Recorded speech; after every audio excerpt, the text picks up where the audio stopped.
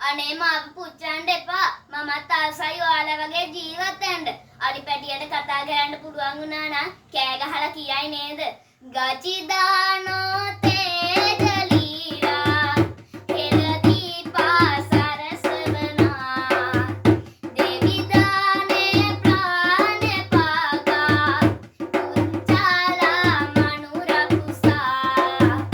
වෙනිපාලා පින බාවා